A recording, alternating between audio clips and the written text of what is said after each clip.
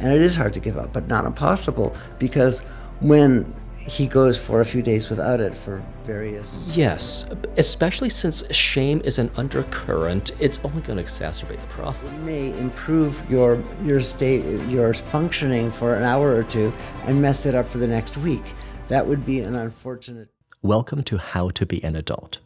Today's episode continues part 1, which was released 2 weeks ago. It's an interview with the psychologist and best-selling author Marc Lewis about addiction. If you haven't yet heard it, please go to howtobeadult.com or look us up on Spotify, Apple Podcasts, or wherever you get your podcasts. Now we'll return to our conversation. So we're talking about how there's some kind of positive intent, even to the critical inner dialogue that you kind of want to suppress through alcohol or drugs. Mm-hmm. And the behavior of using alcohol, drugs, gambling, porn, etc. Therefore, it has some kind of positive intent, right? Mm-hmm. Yes. That's what I think is under-recognized in the way that many people see addiction. Many people see addiction as all bad. There's no positive side. You know, it's enabling to look at a positive side. I totally agree. Yeah. So again, we're kind of arriving somewhat independently at the same conclusions. Yeah, I think so too. And the conclusions are in contradiction to so much of what's being said about addiction in the public sphere. Yeah, I agree. So how do we make the world a better place? That was not well articulated. It comes back to But the question I'm trying to get to is, so we have a podcast, not a huge podcast yet, but let's say that our listeners are struggling with some form of addiction by the time they're tuning into this episode and by the time they've gotten this far. So one, we're kind of like a voice of hope in a way for these listeners, because we're not going to demonize you. I mean, not just us individually, but people who think along these lines are not going to say you're bad for drinking too much. Yeah. It's a really important starting place right there.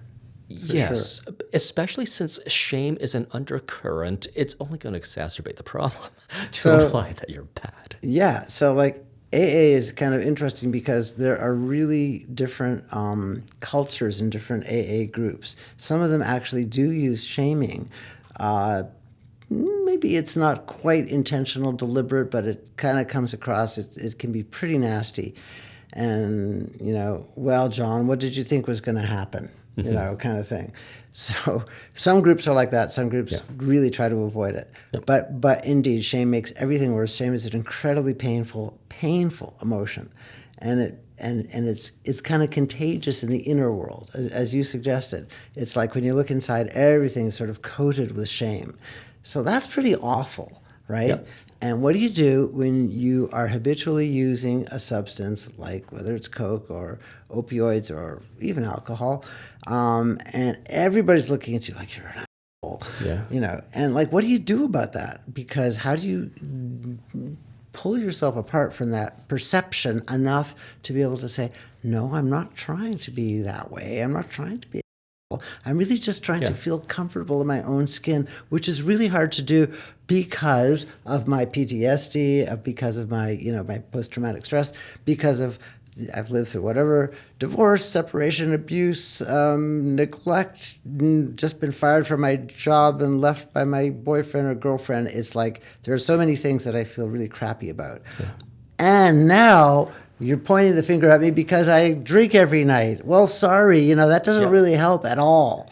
Counterintuitively, because of the element of fraternity and camaraderie and human connection being such a, I don't want to say curative factor, but because that's a factor, it's a supportive factor. Yeah, sure. Shame just topples that whole house of cards. Yeah, it really does. Yeah. It's really toxic.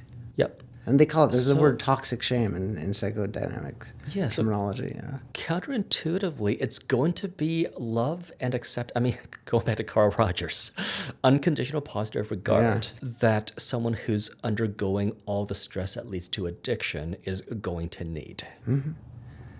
And I guess that's, I sound like a broken record on this podcast, coming back to self-love and self-acceptance and self-respect as almost panaceas for whatever ails you. But when it comes to something we need like oxygen, self-love and self-respect and self-compassion, we need like oxygen. So oxygen's not just a panacea for like hypoxia. If we breathe deeply enough, we're going to be a little bit more relaxed and happy. And even if we feel loved by others, having consistent enough self-love and self-acceptance and self-compassion and every other form that's self-love takes, it's going to, in my view, be preventative against developing a cocaine habit or an alcohol habit or a smoking habit or a gambling habit or a porn Generally, habit. yes. Generally, I think that's true. Yeah, I Well, do. what would the exceptions be? It's not so much that there are exceptions to that principle, but what you say sounds redundant because you keep emphasizing it, self-love. Well, it's not that it's redundant. It's just it can be very complex. Like, how does that actually work? How does that manifest? Right. Yeah. So, what does that mean? Let's say you have a very powerful temper and you hurt people without meaning to, but you do it often enough. Yep. Then how do you love yourself? How do you? Okay. How do you love the rescue dog that just bit someone at the shelter? Okay. Yeah, like that. Same way. And so there's Exactly all the same kinds way. of things that we see about ourselves that are hard to love, aspects that are hard to love, features. And there's reasons why they're hard to love. They're hard to love partly because obviously we were raised, we were trained, I guess, essentially, to not hurt our little brothers and sisters, to not grab all the food, to not be messy and dirty and smelly and whatever else it is and aggressive. We were trained, we were socialized to be all those things because that's the way society functions best, or that's the way the family functions best, or the community or the group or the church or whatever it is. So, okay, give up all of those, or shall I say subjugate all those human characteristics for the purpose of the whole, for the purpose of the group or the village or the whatever, society.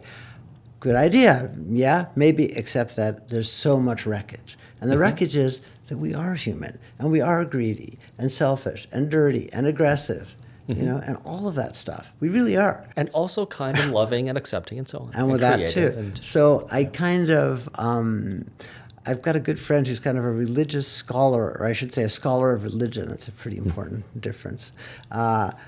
Well, he isn't religious particularly, but he is a scholar who really, and his Ph.D. thesis was about Methodism, the Methodist, I don't know what they call it, sect or grouping of Christianity, in which the idea is to get all your sins and confess to all your sins. I am indeed greedy and lazy and a fornicator and what else? All those things. I do all those things, and I'm selfish and possessive and cruel and mean and whatever.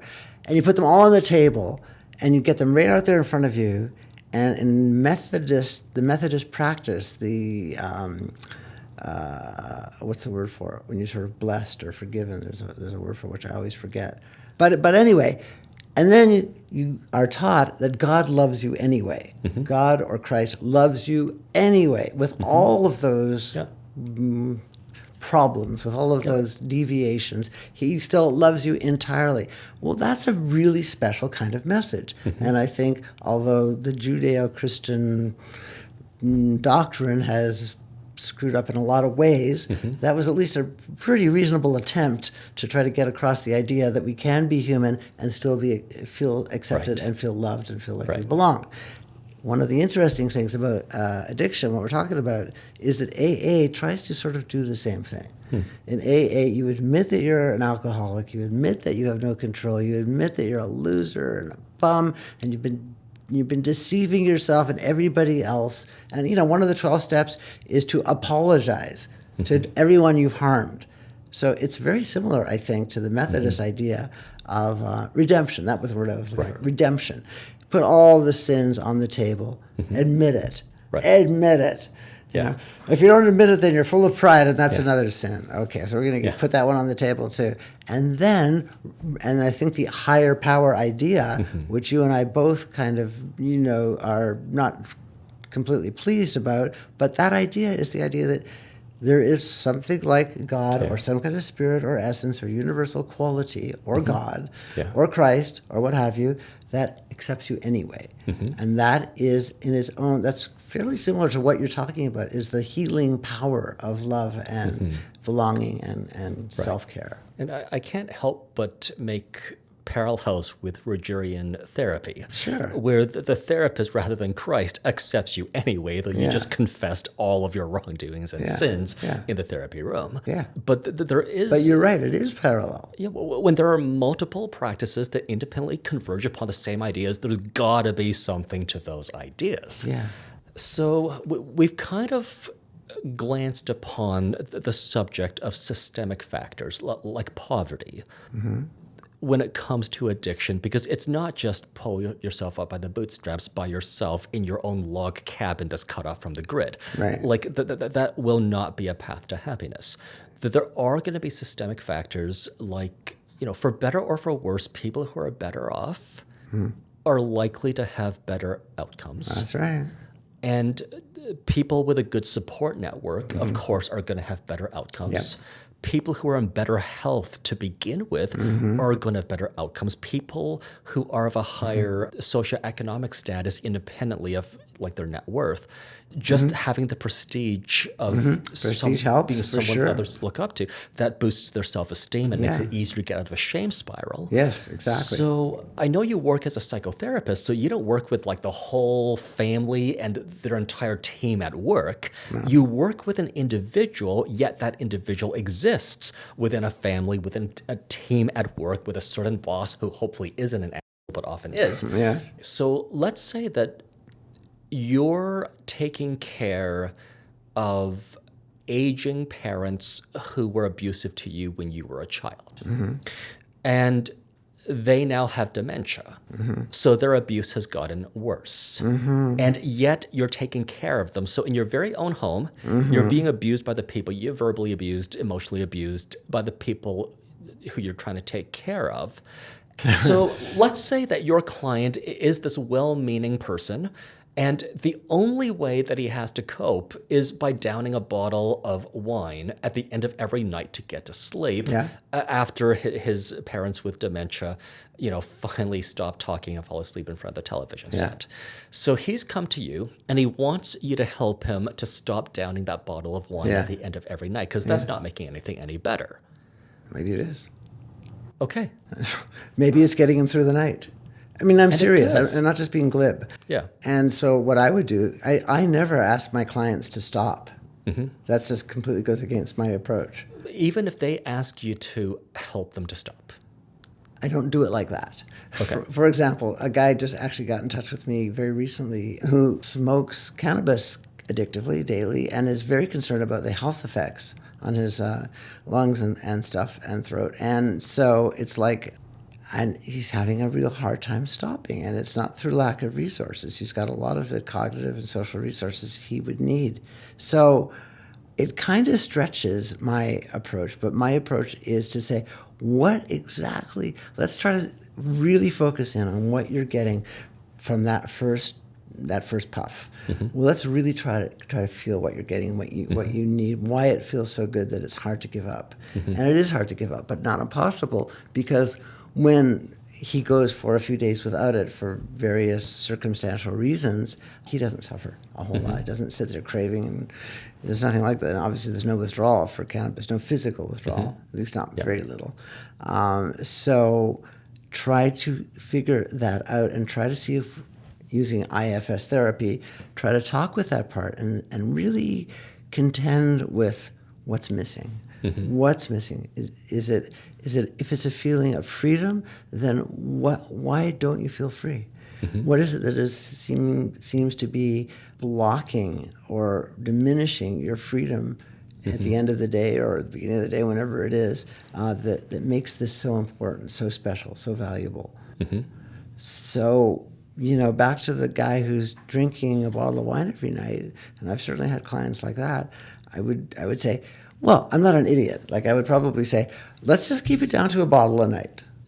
I would say that. Okay. Let's try not to make it 2 bottles a night. Let's try to keep it to wine and not vodka. Okay. So Got it. drinking a bottle of wine per night is Right. probably going to be a lot easier, better for your body and for those around you than drinking a 750 milliliter bottle of vodka a night. Okay, so kind of like a harm reduction. Pretty much. Sort of approach. Okay. Pretty much Okay, harm good, reduction, good, yes. Got it. One issue I take with harm reduction Yeah. is there's almost like this implication that people are necessarily gonna just use anyway, right?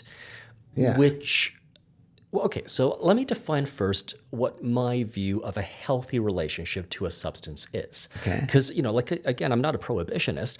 I do believe there is such a thing as a healthy versus an unhealthy relationship to alcohol or to a drug or something. Yeah. So to me, my conception of a healthy relationship to any kind of substance or any kind of behavior is that you're doing it because it somehow adds to your day or to your night.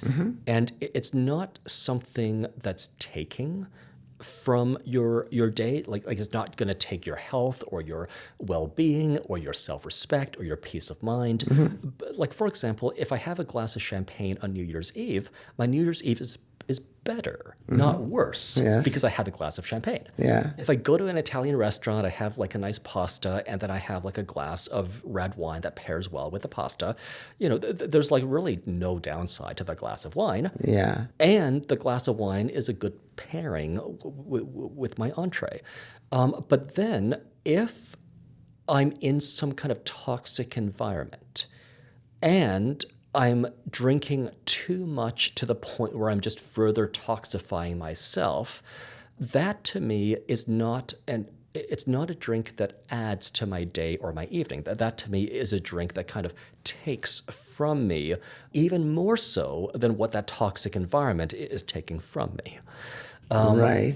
I know we're talking about a very complex situation where Well, sure. Life is complex. Yeah. Where it's not always easy to just extricate yourself from a toxic environment, and at least the bottle of wine helps you get to sleep. So at least you're not dealing with insomnia at the same time. Yeah.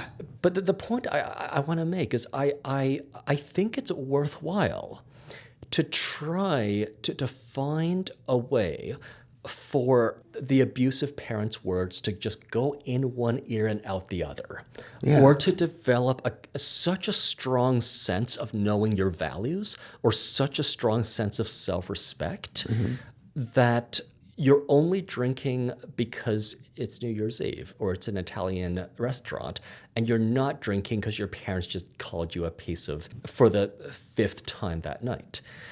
So, we're dealing with, even in this hypothetical simplified model of a bad household, we're dealing with a very complex situation. Yeah. But the original question is, can we really just treat the individual when an individual is never an island and is always part of a family system or a community or a workplace or I a see. relationship at the same time? Okay. It's folly to try to treat addiction as an individual problem. Okay. We have to somehow instigate a societal change where, for example, parents are not automatically right. Older people are not automatically right. If we normalize younger people abdicating their filial duty, Yeah. then maybe parents are going to treat their adult children better. Yeah. Well, I think you should be able to say to someone who's mistreating you, I want you to stop. And if you don't stop, I'm going to walk out of this door and I'll see you in an hour or next day or whatever it is, or in 15 minutes and whatever it is. Yeah. And if they wet their pants, and it's not your fault. To me, it seems like the long way around to put up with abuse and then cope with it by drinking or by smoking or by using heroin. It seems to me like the shorter way to go Yeah. about things to extricate yourself from that situation. Yeah. However, social structural changes like that, as you are saying, are complicated and difficult and take time Yeah. to execute, right? Yeah. Whereas if you need a mood changer, a mood enhance, like substances, what we take as substances that can become addictive, we understand their purpose is to change our mood. That is precisely why we take them, whether it's alcohol or any of these other substances. Is there something wrong with that? You're saying it interferes with some other way of dealing with the problem that might get really at the root causes. Yes, you're right. However, you don't always have the time, opportunity, power, or resources to get at the root causes. So what do you do? What do you do? I mean, for how long do you live in a state of stress or whatever it is, or oppression, without trying to regulate your mood one way or another? And is there anything wrong with regulating your mood with substances? It's been a part of human civilization for, well, at least 10,000 years. So I think what I'm hearing you say is like what you're saying is compatible with my view that if the substance will add to your day or your evening, Yeah. go ahead and use it. Yeah. It's Pretty only much. really just unnecessary if taking it somehow just takes away from it, from your day or from your Well, evening. yeah, but there's also a timing issue. It may improve your state, your functioning for an hour or two, and mess it up for the next week.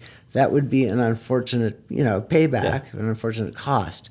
Yeah. So you want to be sensitive to those things as well, which is probably why crack cocaine would not be the best choice if you're trying to stay awake, at night so you can finish your homework or whatever it is. Right. Right? I mean, yeah, you might finish your homework. Yeah. Or not. But you probably would, kick you in the ass a little bit down the line. Right. In a serious way. So all those computations are part of our human enterprise. They're part of what we have to do. Yeah. And by the way, if you're stressed out or depressed and you go to the doctor, you're going to get antidepressants or anti-anxiety drugs. And we don't seem to have any problem with that. We don't seem to have any problem with taking SSRIs or SNRIs. Well, there's growing movement where people do kind of have a problem with, like, the medicating of human suffering as kind of a masking of problems with the world as it is. Yeah, but you don't want it to be the blanket, the only approach. But there are many circumstances in which it makes sense. For example, with, postnatal depression. When some people will have a really hard time for a few months with depression. Yeah, the only the main thing I'm kind of pushing back against is just like it's the wrong order of priorities to tolerate an abusive relationship and take an SSRI. I would argue it's the wrong order of priorities to tolerate an abusive home environment and then drink a bottle of wine every night. Whether it's self-medication or prescribed medication, I would argue that to kind of stay in the toxic environment and then to either medicate or self-medicate, that's the long way around. To extricate yourself from the environment and then to neither need medication nor self-medication. That just strikes me where it's possible to be just the preferable alternative. Extrication is often a good way to do things. If you're the parent of a child who has an extremely strong, energetic, or aggressive impulse system, or learning problems, or whatever the hell it is, or beats up on his brother or sister, then extricating may not be possible. So, there's all kinds of subtleties here. I think you are kind of trying to override by saying there is a good hierarchy. There is a best hierarchy of approaches. Right. It's, in some circumstances, yes. And others, no. And others, it's not worth the cost. Right. Okay. And the cost could be ineffectiveness, simply ineffectiveness.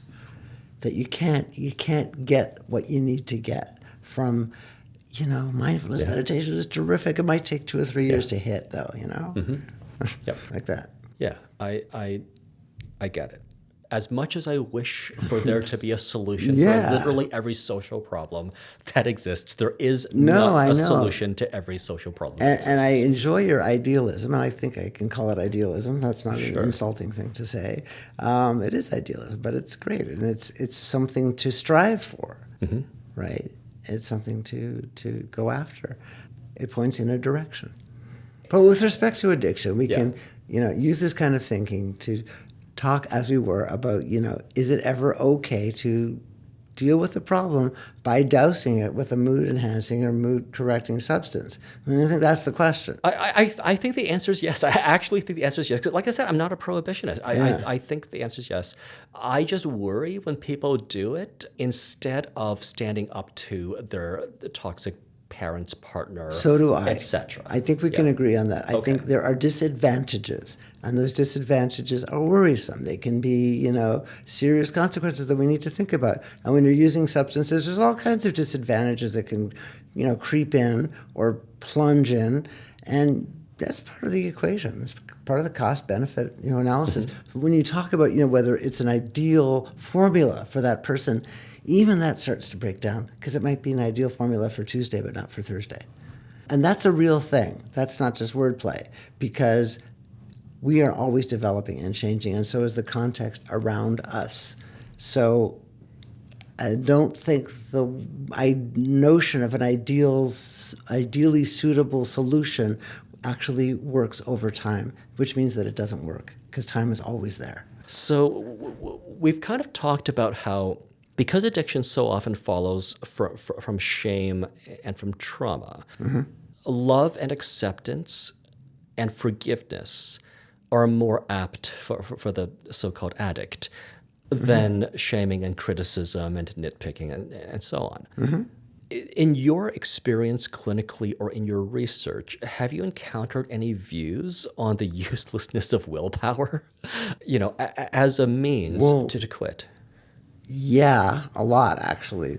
The whole area of behavioral economics, which is the idea that willpower works differently in different, again, contexts, in terms of time frames and in terms of the values of the rewards. So, for example, if you put meth addicts in a study, this is called contingency management studies.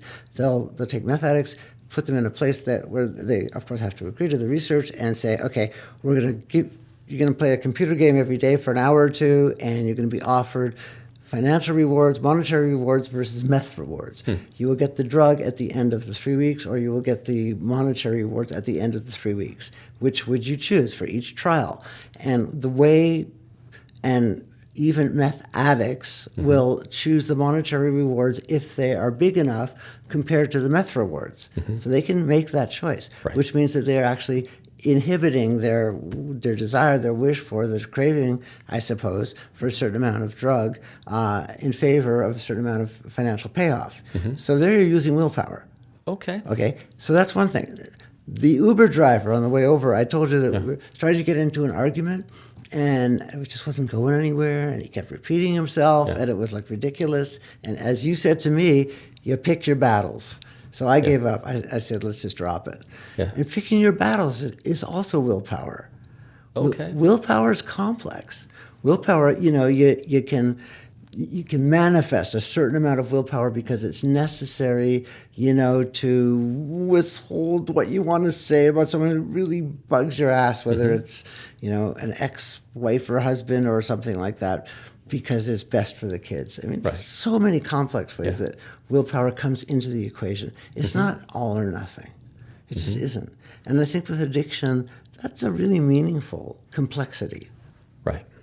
So, Marc, thank you for coming on the show. It's been a great conversation. It has. And I'm sure there's more that you could share with our listeners that they know where to find you. So if they want to learn more about your thoughts, your ideas, your clinical work, or your research, where should they go? So I've got 2 published books on addiction. One is called Memoirs of an Addicted Brain, which is a story of my own addiction during my 20s especially, but throwing in a fair bit of neuroscience, very friendly, not challenging. You don't have to be a scientist to get it, into the story. So that's one book. The other book is called The Biology of Desire, which I think you have a copy of here, which also builds on narratives, the 5 people that I've gotten to know who had really serious addiction problems and how they dealt with them, how they got through with them, and how different psychological factors, including willpower that we talked about, but also many others as well, could be helpful or not helpful in their experience. So that's one way, my books. I do have a website, I still do about 3, 4, 5, 6 podcasts a year. Probably be doing more soon because I will have a new book coming out as soon as I write it. And I don't even know what the title is yet, so I'm not going to go there. But my website is, if you Google my name, Marc Lewis, Marc with a C, Lewis, and put in addiction or understanding addiction, you'll get to my website. And there are talks, articles, books, interviews, podcasts, and many things, including a video of my interaction with I was privileged to connect with the Dalai Lama a few years ago with a bunch of other scientists who talked about addiction for a week. So that was pretty interesting. There's a lot of cool stuff on that website. So that's another place you can go. And I do work as a clinical psychologist in Toronto. I guess you'll find me on the web. We'll include links in the show notes, and if you have any updates, we'll just update our show notes once you have a new website. Thank you. You're welcome. Again, thanks for appreciate coming that. on board. And this has been How to Be an Adult, a production of the Morpheus Clinic for Hypnosis. If you want to reach out to us for hypnotherapy, you can go to morpheusclinic.com. Thank you.